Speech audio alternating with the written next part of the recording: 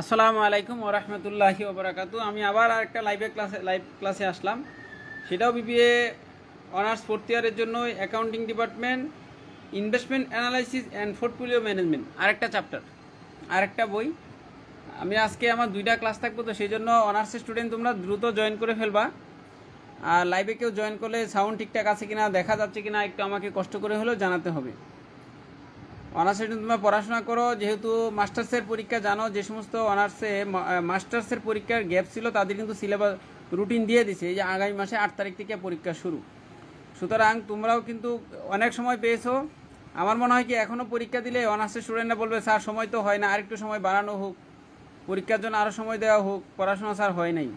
তো তোমরা তো সময় পাইতেছো, পড়াশোনা লেগে যাও, পড়াশোনা শুরু করে দাও। এই ম্যাথের প্রশ্ন অল্প সময় শেষ করতে পারবা না কিন্তু। যদি আগামী মাসে অনার্সের ফোর্থ ইয়ারের পরীক্ষা দেওয়া হয়, তোমরা কি পরীক্ষা দিতে পারবা? পড়াশোনা তো এইভাবে করতেছো না।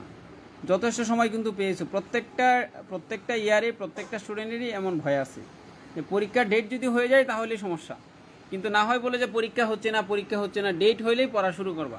আর আমি বলি কি অ্যাকাউন্টিংয়ের এই বিষয়গুলো তোমাদের অল্প সময় ডেট দিতে পারবা না, শেষ করতে পারবা না। এটাতে ম্যাথ এবং থিওরিটিক্যাল দুইটা বিষয়ই আসে।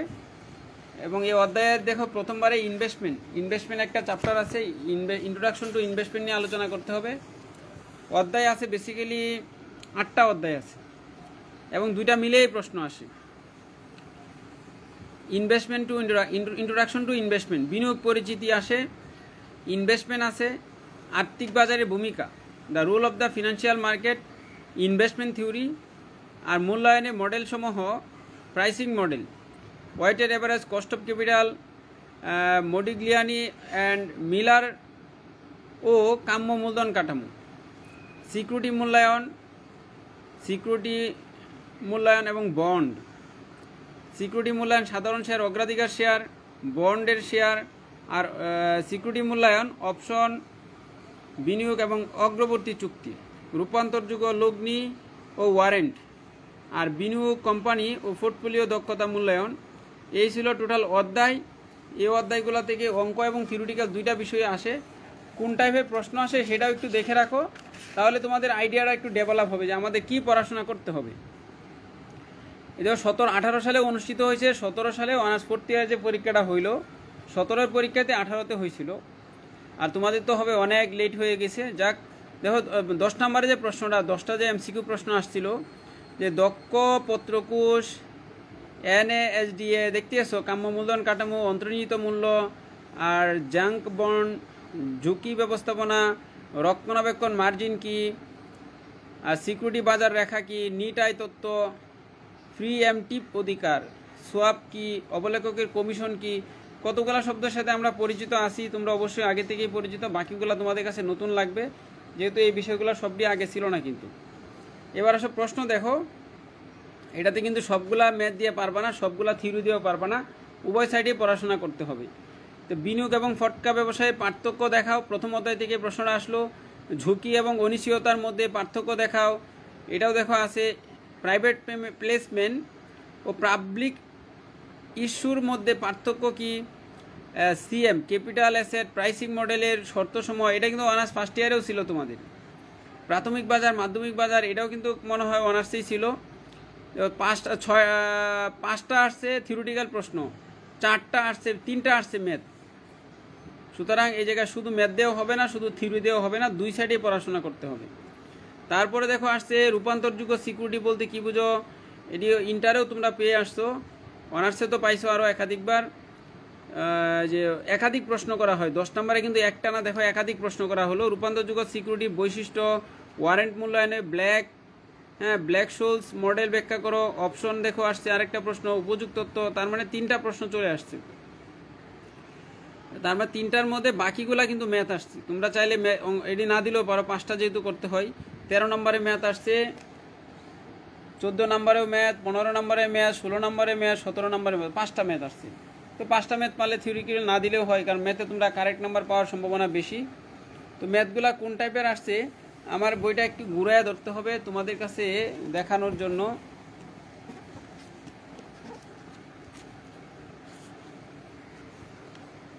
নয় নম্বরে দেখো এইদিকে 2টা ম্যাথ আসছিল। হ্যাঁ,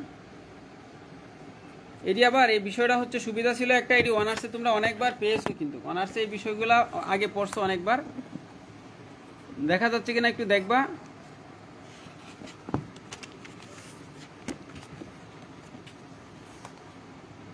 প্রথম প্রশ্ন হলো এ 5% বন্ড 5 ইয়ার্স, এ 10% 5 ইয়ার্স বন্ড 5 ইয়ার্স বন্ড 10,000 টাকা has been issued at 5% discount, অর্থাৎ কম দামে সেল করা হলো, রিডিমেবল অ্যাট 7.5% প্রিমিয়াম।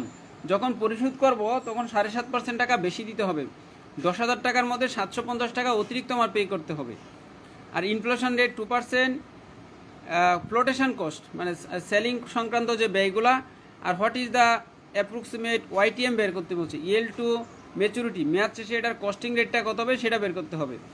অর্থাৎ এই দেখো তোমাদের 3টা ম্যাথ আসলো, তারপরে এদিকে রিটার্ন অন পোর্টফোলিও আসছে, আবার এই 12 নম্বরে ম্যাথ, 13 নম্বরেও ম্যাথ আসছে, অত বাকিগুলো ম্যাথ আছে, এগুলো তোমরা ক্যারি করতে পারো, সমস্যা হবে না। এই যে অঙ্কগুলো দেখো অনার্স ফার্স্ট ইয়ারেও আসছে, অর্থাৎ অনার্স ফার্স্ট ইয়ারে যে ফিনান্স ছিল সেটাতে কিন্তু অনেকগুলো আসছে। যারা অনার্স ফার্স্ট ইয়ারে এখন থেকে আসো তোমরা সিরিয়াস পড়াশোনা করো, সুবিধা হবে কি তোমাদের ওই 4th ইয়ারে এসেও আর ঝামেলা হবে না, যেহেতু এটাতে থিওরিটিক্যাল কিছু আলোচনা তোমাদের করাই লাগবে, কিছু পড়তেই হবে। কি কি পড়বা সেটা একটু বলে রাখি, যেহেতু সরাসরি ক্লাস করা যাচ্ছে না, প্রথম দিন তো আর এত বেশি ক্লাসও হয় না। তোমরা একটু বিনিয়োগ কাকে বলে, হোয়াট ইজ ইনভেস্টমেন্ট সেটা একটু পড়ে রাখবা। বিনিয়োগ বললে যেন একটু বলতে পারো বিনিয়োগ জিনিসটা কি। বিনিয়োগ বলতে বর্তমান বুক বিলম্বিত করে ভবিষ্যতে প্রতিদান পাওয়ার আশায় তহবিল খাটানো হয়, অর্থাৎ বিভিন্ন মনীষী প্রদত্ত বিনিয়োগের বিভিন্ন সংজ্ঞা দেওয়া হয়েছে। যে প্রথমবারেই যে চার্লস পি জনসের মতে an investment can be defined as the commitment of funds two one or more asset that will be held over some future time period. অর্থাৎ কোনো বিনিয়োগকালে এক বা একাধিক সম্পদের তহবিল কাটানোকে বিনিয়োগ হিসাবে সংজ্ঞায়িত করা যেতে পারে। আরেকটা সংজ্ঞা আছে, একটু দেখে ছোট্ট হবে, সেটা হচ্ছে Donald E Fisher and Ronald জর্ডানের মতে an investment is a commitment of funds made in the expectation of some positive rate of return. অর্থাৎ ইতিবাচক আয় হার অর্জনের প্রত্যাশায় তহবিল কাটানো হলো বিনিয়োগ। বিনিয়োগের একটু বৈশিষ্ট্যগুলো পড়ে রাখবা, রিটার্ন, রিস্ক, সেফটি, লিকুইডিটি, বৈশিষ্ট্যগুলো একটু পড়বা। বিনিয়োগ সংজ্ঞা কাকে বলে সেটা একটু পড়বা। আমরা কেন বিনিয়োগ করি সেই বিষয়টা একটু পড়বা। আয় সর্বাধিকরণ, ঝুঁকি সর্বনিম্নকরণ, আর মুদ্রাস্ফীতির বিরুদ্ধে রক্ষা কবচ, যার কারণে আমরা কি করি বিনিয়োগ করি, এই বিষয়গুলো একটু বুঝতে চেষ্টা করবা। বিনিয়োগকারীরা সাধারণত ন্যূনতম ঝুঁকিতে যথাসম্ভব বিনিয়োগ আয় প্রত্যাশা করে, রিস্ক যেন কম হয়। সেই ক্ষেত্রে এখানে ঝুঁকি বলতে বিনিয়োগ থেকে সম্ভাব্য প্রাপ্তব্য প্রকৃত আয় প্রত্যাশিত আয় থেকে ভিন্ন হওয়ার সম্ভাবনাকে বোঝায়। রিস্ক হলো সেটাই, আমি যত টাকা প্রত্যাশা করছি তার থেকে কম আসার সম্ভাবনাটাই হলো ঝুঁকি। আমরা যদি বিনিয়োগের জন্য প্রচলিত আর্থিক সম্পদগুলোকে বিবেচনা করি তাহলে সেগুলোকে আমরা বিভিন্ন ঝুঁকি শ্রেণীতে ভাগ করতে পারি। সরকারি সিকিউরিটি কার্যত ঝুঁকিমুক্ত হওয়ায় সেগুলোকে আমরা নিম্ন ঝুঁকি শ্রেণীর অন্তর্ভুক্ত করতে পারি, এগুলোতে রিস্ক নাই বললেই চলে সরকারি ক্ষেত্রে। কোম্পানির ঋণপত্র ও অগ্রাধিকার শেয়ারকে মধ্যম ঝুঁকি অন্তর্ভুক্ত করা যেতে পারে। কোম্পানির সাধারণ শেয়ার উচ্চ ঝুঁকি শ্রেণীর আর্থিক সম্পদ হিসেবে বিবেচিত হবে। একজন বিনিয়োগকারী কেবল তখনই উচ্চতর ঝুঁকি গ্রহণ করতে তৈরি থাকবেন যখন তিনি আনুপাতিকভাবে উচ্চতর আয় প্রত্যাশা করেন। বেশি আয় করলে বেশি ঝুঁকি বহন করতে হবে। ঝুঁকি এবং আয়ের মধ্যে ট্রেড অফ বিদ্যমান। কোনো বিনিয়োগ থেকে প্রত্যাশিত আয়ের হার উক্ত বিনিয়োগের সাথে সংশ্লিষ্ট ঝুঁকির সরাসরি সমানুপাতিক, অর্থাৎ আয়টাও যদি বাড়ে ঝুঁকিটাও বাড়বে, রিস্ক বাড়বে।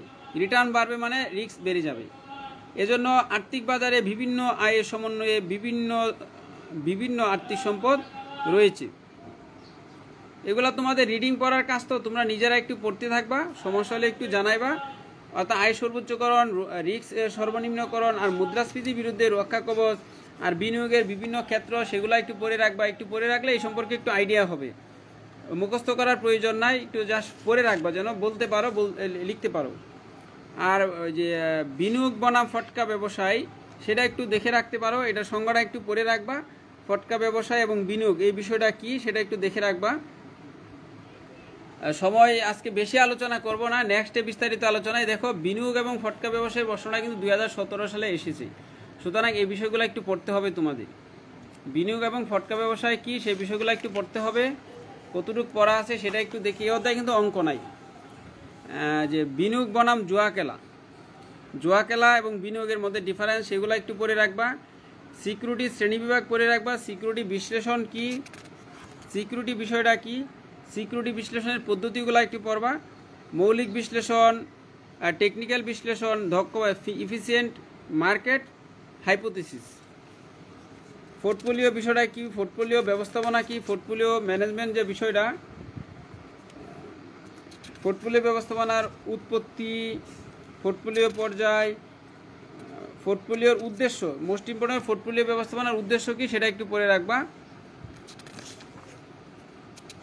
পোর্টফোলিও রিটার্ন, পোর্টফোলিও রিটার্ন হলো এই যে আলোচনা কিন্তু শেষ, বেশি নাই, বিষয় কতটি বিষয় আছে সেটা দেখলাম। ধরো পোর্টফোলিও রিটার্ন একটা বিষয় আছে। পোর্টফোলিও রিটার্ন মানে ধরো তুমি একাধিক প্রজেক্টে ইনভেস্ট করবে, একটা কোম্পানিতে ইনভেস্ট করলে 20% পাওয়া যাবে, আর একটা কোম্পানিতে ইনভেস্ট করলে 18% পাওয়া যাবে, আর একটা কোম্পানিতে ইনভেস্ট করলে 10% পাওয়া যাবে। তোমার যত টাকা আছে তোমাকে বলা হচ্ছে বেশি ইনভেস্টমেন্ট মানে বেশি রিস্ক নেওয়া, বেশি রিটার্ন মানে বেশি রিস্ক, কম রিটার্ন মানে কম রিস্ক। তাহলে তুমি কি করবা? বেশি রিটার্নের আশায় কি সবটুকু ভালো কোম্পানিতে ইনভেস্ট করবা, না কমের জন্য একদম রিস্ক মুক্ততে থাকবা, না এভারেজে সবগুলোতে ইনভেস্ট করবা? যে আমার 1 লাখ টাকা আছে, 1 লাখ টাকা যেটাতে বেশি ইনকাম আছে সেটাতে আমি 60,000 টাকা ইনভেস্ট করলাম, বাকি দুইটা যে প্রজেক্ট আছে একটাতে 10% আর একটাতে 18%, সেটাতে আমি 50-50 ইনভেস্ট করব। এভাবে অঙ্কের মধ্যে বলা থাকবে যে আমার কত টাকা কোন খাতে ইনভেস্ট করা হবে। একটাতে 60,000 টাকা, আরেকটাতে 20,000 টাকা, আরেকটাতে 20,000 টাকা, যেন বেশি রিস্কেও না হয় একদম কমে যেন না হয়, সবগুলো অ্যাভারেজ করে যে রিটার্নটা পাওয়া যাবে। অর্থাৎ এটা সিম্পল একটা বিষয়, আমি একটা সূত্রের মধ্যে বুঝাই বিষয়টা যে পোর্টফোলিও রিটার্নটা আসলে কিভাবে আসবে। আমার বলা থাকবে দুইটা সিকিউরিটি বলা থাকবে। কয়টা সিকিউরিটি? দুইটা সিকিউরিটি বলা থাকবে। যেমন এ সিকিউরিটি ছিল কত টাকা? এ সিকিউরিটি 40,000 টাকা এবং ইনভেস্টমেন্ট করা, রিটার্ন দিব কয় পার্সেন্ট? 12%। আর একটা বি সিকিউরিটি, সেই জায়গায় আমাকে ইনভেস্ট করতে বললো 60,000 টাকা এবং সেটা রিটার্ন দিব কয় পার্সেন্ট? 15% রিটার্ন দিব। এখন বললো এই ক্ষেত্রে যদি বলা হয় পোর্টফোলিও রিটার্ন কত, আমার একটাতে আছে 12% আর একটাতে আছে 15%। তো 12% ইনভেস্ট করলে আমি লাভ পাবো 4800 টাকা, আর এটাতে ইনভেস্ট করলে আমি লাভ পাবো কত? 9,000 টাকা। 6-9,000 টাকা। তো টোটাল ইনকাম হচ্ছে আমার কত? 13,800 টাকা হচ্ছে টোটাল ইনকাম। কয় লাখ টাকার বিনিময়ে? 1 লাখ টাকার বিনিময়ে। টোটাল ইনকামে যদি 1 লাখ টাকা দ্বারা ভাগ করি, 100 দ্বারা গুণ করি, তো আমাদের পোর্টফোলিও রিটার্ন হচ্ছে কত? 13.8%। 80 আর কি, জিরো না দিলে হয়। ইনভেস্টমেন্ট কিন্তু আমার কয় লাখ টাকা? 1 লাখ টাকা। এটা ছিল বাস্তব এভারেজ ইনকামটা কত পার্সেন্ট? 13.8%। এই পোর্টফোলিও রিটার্ন বের করার জন্য আরেকটা ফরম্যাট ইউজ করতে পারো, যে পোর্টফোলিও রিটার্ন ইআর দিয়ে আমরা পোর্টফোলিও এক্সপেক্টেড রিটার্ন নিচে পি দিব। সেই ক্ষেত্রে আমরা কি লিখতে পারি? যে ওয়েট অফ এ আর return of A plus weight of B আবার রিটার্ন অফ কি? B security. সেই ক্ষেত্রে বের করার জন্য আমাদের কি করতে হবে?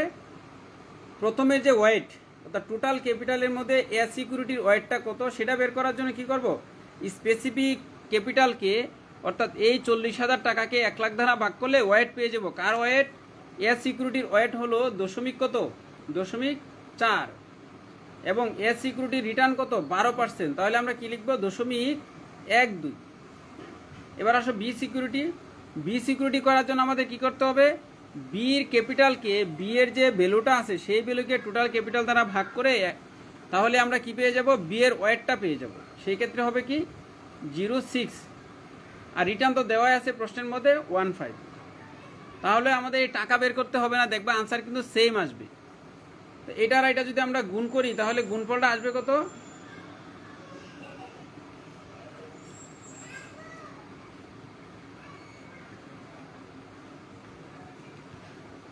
0.0 0.048, আর এটা হবে কত 0.09। এই দুটা যদি যোগ করি তা আমাদের কত আসছে 138। এটাকে যখন 100 দ্বারা গুণ করব, বিষয়টা ক্লিয়ার না? আমরা এইভাবেই করব, কারণ অনেক সময় এইভাবে উল্লেখ থাকবে না, কত টাকা ইনভেস্ট করছি সেটা উল্লেখ থাকবে না, বলা থাকবে যে এ সিকিউরিটিতে আমি কত পার্সেন্ট ইনভেস্ট করছি। এ সিকিউরিটিতে আমার ইনভেস্টের পরিমাণ 40%, বি সিকিউরিটিতে আমার ইনভেস্টের পরিমাণ 60%, কত টাকা সেটা বলে নাই, তখন এটি আমাদের ওয়েট, এটাই কিন্তু ওয়েট। আর ওয়েট অফ এ বের করার জন্য ওয়েট অফ সিকিউরিটি এ, সেটা যদি আমি ডিটেল সিকিউরিটি এ বা সিকিউরিটি এ, এরা যদি ডব্লিউ এ দ্বারা আমরা প্রকাশ করি, সেটা হচ্ছে এভাবে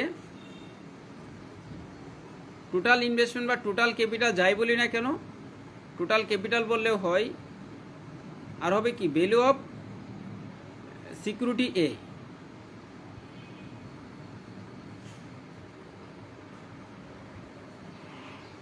তাহলে সেটা বের করার জন্য কি করতে পারি, আমাদের সিকিউরিটি এ ভ্যালু ছিল 40,000 টাকা, 40,000কে 1 লাখ দ্বারা ভাগ করলে কত আসবে 0.4।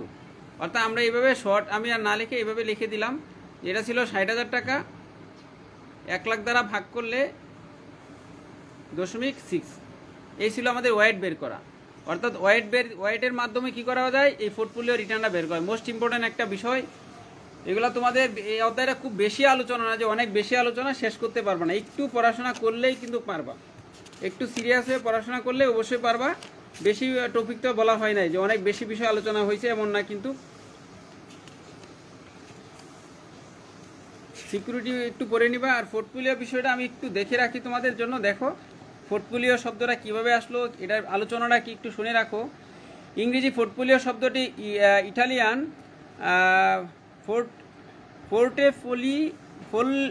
ফোগলি থেকে উৎপত্ত হয়েছে, যার আদি শাব্দিক অর্থ হলো আলগা কাগজ বহন করার case, a case for carrying loose papers. পরবর্তী শব্দটি সরকারি দাপ্তরিক দলিলপত্র, মন্ত্রীদের দপ্তর প্রভৃতি অর্থে ব্যবহৃত হয়। অর্থাৎ 1930 সালে ফিনান্সে পোর্টফোলিও শব্দটি ধারণকৃত সিকিউরিটি সংগ্রহ, কালেকশন অফ সিকিউরিটিজ হেল অর্থে ব্যবহৃত হয়। অর্থাৎ সাধারণ একজন বিনিয়োগকারী তার সমুদয় তহবিল একটিমাত্র সম্পদে বিনিয়োগ করেন না, বিনিয়োগযোগ্য তহবিল একাধিক সম্পদে বিনিয়োগ করে থাকেন, আর এই একাধিক সম্পদে বিনিয়োগই হচ্ছে পোর্টফোলিও। বিষয়টা ক্লিয়ার? নিচে পোর্টফোলিওর একাধিক সংজ্ঞা দেওয়া হলো যে portfolio means a combination of 2 or more securities. Portfolio বলতে 2 বা ততোধিক সিকিউরিটি সমাহারকে বোঝায়। যেমন আমি এই জায়গায় 2টা বিষয় দেখাইছি, যে ইনভেস্টমেন্ট আমি একটা সিকিউরিটিতে না করে 2টাতে করলাম, 2টাতে করলে আমার এভারেজে লাভ হবে কত সেটা প্রত্যাশা রাখা গেল। তো এই সূত্রটা একটু করে রাখবা। তো আজকে আর বেশি আলোচনা করবো না, যে পয়েন্টগুলো বলছি সেগুলো একটু পড়বা। তাহলে আজকের মতন আমি রেখে দিব। সবাই ভালো থাকো এবং সুস্থ থাকো। তোমাদের যারা আছে সবাইকে জানাইতে শুরু করো এবং ক্লাসে কমেন্টস করবা। তো আজকের মতন একটুই রাখলাম, প্রথম দিনের ক্লাস, তোমরা পড়াশোনা শুরু করে দাও। আল্লাহ হাফেজ তাহলে আজকের মতন।